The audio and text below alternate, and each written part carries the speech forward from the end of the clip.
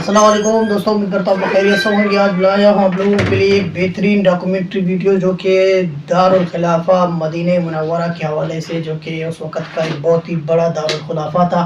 Video देखते जाइएगा। दारुल खिलाफा कहा जाता था और रूहानी अज़मत की वजह से पूरी दुनिया में मारूफ था। दरियाए दजला के किनारे बसा ये शहर दजला के किनारे की गलियों में किताबों की खुशबू, मसाजिद की अजानें और खानकाहों में दुरूद और सलाम की सदाएं गूंजा करती थीं। लेकिन इसी शहर की गहरी वादियों और हुजूम बाजारों के दरमियान एक ऐसा शख्स था जिसका जिक्र आते ही ज़बान पर लानत और दिल में बददुआ। वो कोई आलम या वली नहीं था, बल्कि एक ताजर था जिसका नाम सुनकर मजलूम कांप जाते और अमीर रश करते थे। इस ताजर का नाम नसर बिन सईद था, लेकिन लोग उसे जब्बार बगदाद के लक़ब से याद करते थे। इसकी शान और शौकत का आलम ये था कि अगर वो बाजार से गुजरता तो ताजर अपनी दुकानें बंद कर लेते और राहगीर रास्ते से हट जाता, क्योंकि किसी को अंदाजा न था कि उसकी नज़र किस पर पड़ जाए और किसकी किस्मत का सितारा डूब जाए। इसके पास सोने की चिड़ियाँ ऐसी थीं जिनकी गिनती बंदरों को सौंप दी गई थी। उसके ऊँटों के काफिले ऐसे थे जो शाम से हिजाज तक फैले हुए थे, और उसके मोहल्लात ऐसे थे जिनकी तामीर में शाही खजाने भी कमतर थे। वो अक्सर अपने खास महफिल नशीनों से कहा करता था कि दौलत ही वो चीज़ है जो इंसान को खुदा से बेनियाज कर देती है, और उसी के जोर पर वो गरीबों की तकदीर बदल देता है। उसे ये गुमान था कि उसकी दौलत एक लाफानी कला है जिसे कोई ताकत नुकसान नहीं पहुंचा सकती, मगर उसे इस बात का जरा भी इल्म न था कि उसकी इमारत की बुनियाद में दिमक लग चुकी है और एक ऐसी रात आने वाली है जो उसकी जिंदगी का धारा हमेशा के लिए बदल देगी। बगदाद की रूहानी फिजा कुछ और ही थी, जहां एक तरफ ये जब्बार ताजिर अपनी दौलत का रोब जमा रहा था, वहीं दूसरी तरफ हजरत शेख अब्दुल कादिर जिलानी की खानका फैज़ो बरकत का मरकज थी। इस खानका के गिर्द हर वक्त मुस्तहकीन का हुजूम लगा रहता, जिनकी आंखों में उम्मीद और दिलों में अल्लाह का खौफ था। आपकी मजलिस में कोई अमीर नहीं होता था और कोई गरीब नहीं, सबके लिए एक ही दरवाजा था और एक ही दस्तरखान। हजरत गौसुल आजम ज़ामद का चेहरा मुबारक ऐसा दरख्शां था जैसे 14वीं का चांद, और आपका कलाम ऐसा शेरें कि सुनने वाले की रूह को सुकून मिल जाता। आपके यहाँ बगैर किसी तकल्लुफ के हर शख्स आ सकता था, चाहे वो बादशाह हो या भिखारी। आप अपने मुरीदों को तौहीद का सबक पढ़ाते और उन्हें दुनिया की फ़ानी मोहब्बतों से रोकते। आप फरमाते कि रिज़्क़ का मालिक सिर्फ एक है और वो अल्लाह है, जो जिसे चाहता है बगैर हिसाब के देता है और जिसे चाहता है तंग दस्त कर देता है। आपकी करामात का चर्चा था कि एक मरतबा एक शख्स शदीद बीमार आया, आपने उसके सर पर हाथ रखकर दुआ की तो वो शख्स उस वक्त शफा याब होकर उठ खड़ा हुआ। उसकी दुआओं से लोग शफा हासिल करते थे। भटक गया और पानी खत्म हो गया। लोगों ने आपकी याद में दुरूद भेजा तो उन्हें एक शराब की बजाय हकीकी पानी का चश्मा मिल गया, मगर ये सूदखोर ताजिर उन सब रूहानी बातों से कोसों दूर था। अब देखो दोस्तों, उसका दिल दुनिया की मोहब्बत में इस कदर जमा हुआ था कि उसे ना तो किसी वली की अजमत का एहसास था और ना किसी गरीब की तकलीफ का अंदाजा। इस ताजिर की इब्तिदाई जिंदगी निहायत करबनाक थी। उसने बचपन में अपने वालिद को खोया और एक कहत साली के दौरान अपनी माँ को भी छोड़ बैठा। वो यतीम होकर बगदाद की गलियों में भटकता रहा, कभी किसी होटल से रोटी चरा लेता, कभी किसी दरवाजे पर हाथ फैलाता। उसकी जल्द पर भूख की लकीरें थीं और आंखों में दुनिया के खिलाफ बगावत। जब उसने देखा कि दूसरे ताजिर कैसे दौलत जमा कर रहे हैं तो उसके दिल में एक अज़्म पैदा हुआ कि वो भी अमीर बनेगा, चाहे उसे कोई भी रास्ता इख्तियार करना पड़े। उसने एक छोटे से दुकानदार के यहाँ मजदूरी शुरू की, दिन रात मेहनत की और थोड़ी सी पूंजी जमा कर ली। फिर उसने एक काफिले के साथ तिजारत का सफ़र किया और एक मर्तबा तिजारत में उसे गैर मामूली मुनाफा हुआ जिसने उसकी सोच बदल दी। उसने देखा कि सूद का कारोबार सबसे तेज़ रफ्तारी से दौलत बढ़ाता है, चुनांचे उसने कर्ज देना शुरू कर दिया। इब्तिदा में वो मामूली शरह सूद पर कर्ज देता था, मगर जब उसने देखा कि लोग मजबूर हैं और उन्हें कोई चारा नहीं, तो उसने शरह सूद इतनी बढ़ा दी कि एक माह में कर्ज की रकम दोगुनी हो जाती। इसकी ये हरकत देखकर बगदाद के उलमा ने उसे समझाया कि सूद हराम है,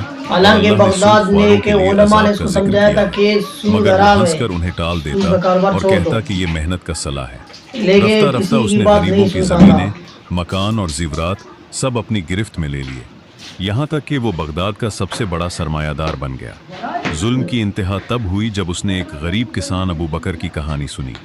अबू बकर एक सादा मिजाज किसान था जिसके पास आबाई ज़मीन का एक टुकड़ा था जहाँ वो खजूरें उगाता था। एक कहत साली में उसकी फसलें बर्बाद हो गईं और उसे अपने बच्चों के खाने के लिए कर्ज लेना पड़ा। उसने नसर बिन सईद से कुछ रकम ली, लेकिन जब फसल ना आई तो वो सूद अदा न कर सका। नसर बिन सईद ने उसे एक मोहल्लत दी, लेकिन इस मोहल्लत के दौरान वो सूद पर सूद चढ़ाता रहा। जब अबू बकर ने देखा कि रकम इतनी बढ़ गई है कि पूरी दुनिया बेचने से भी अदा नहीं हो सकती, तो वो रोता हुआ ताजिर के दरवाजे पर आया और उससे इल्तिजा की कि उसकी ज़मीन छोड़ दे, वो मेहनत करके कर्ज उतार देगा।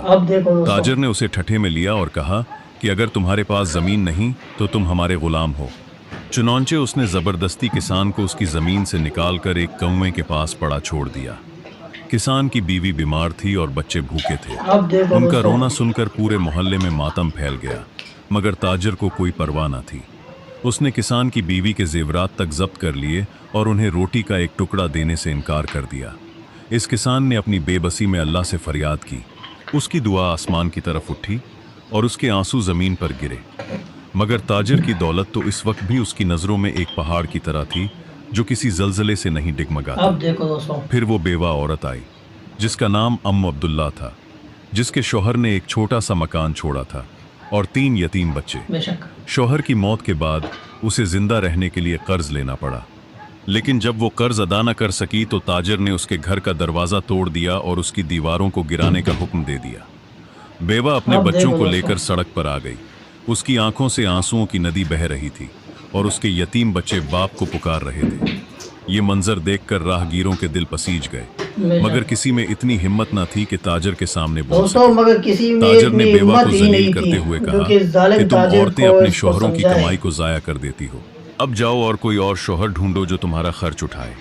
बेवा के बच्चे रो रहे थे, उनके चेहरे पर भूख की मार थी और उनके कपड़े फटे हुए थे, मगर ताजिर उस पर हंस रहा था। एक और वाकया एक बीमार शख्स का था जो एक दायमी बीमारी में मुब्तला था और इलाज के लिए पैसे नहीं जुटा सकता। उसने ताजिर से कर्ज मांगा तो ताजिर ने कहा कि तुम तो मरने वाले हो, तुम्हें कर्ज देना मेरी दौलत को पानी में फेंकना है। इसने उस शख्स को न सिर्फ कर्ज देने से इनकार किया बल्कि उसका मजाक भी उड़ाया कि जाओ मर जाओ, दुनिया तुम जैसे फकीरों से पाक हो जाएगी। ये वो जुल्म था जो रोज बरोज बढ़ता जा रहा है और मजलूमों के दिलों में ये आवाज उठ रही थी कि बस अब अल्लाह ही हमें बचा सकता है। एक रोज ये तमाम मजलूम अफराद, बीमार और यतीम, सब ने मिलकर एक फैसला किया कि वो खानकाहे गौसुल आजम में जाएंगे और अपनी फरियाद हजरत शेख अब्दुल कादिर जिलानी के सामने रखेंगे। जब वो खानकाह के दरवाजे पर पहुंचे तो उनके चेहरों पर गम की स्याही थी और आंखें सुर्ख थीं। वो अंदर गए तो हजरत गौसुल आजम अपने मुरीदीन में रवां थे। आपका मुबारक चेहरा देखते ही उन सब ने सजदे में गुरी हुई फरियाद की। किसान अबू बकर ने रोते हुए कहा कि या शेख, मेरी जमीनें छीन ली गई, मेरी बीवी और बच्चे बेघर, शेख अब्दुल कादिर जिलानी के पास आया और बेवा अब्दुल्ला ने अपने यतीम बच्चों को आपके सामने लाकर कहा कि या वली अल्लाह, मेरे शौहर का घर छीन लिया गया, मेरे बच्चे रोटी के लिए तरस रहे हैं और वो जालिम हमारा मजाक उड़ा रहा है। बीमार शख्स ने आपको अपना बदन दिखाया जिस पर जख्म थे और कहा कि इस जालिम ने मेरे इलाज में रुकावट डाली, उसके डर से कोई डॉक्टर मुझे करीब नहीं आता।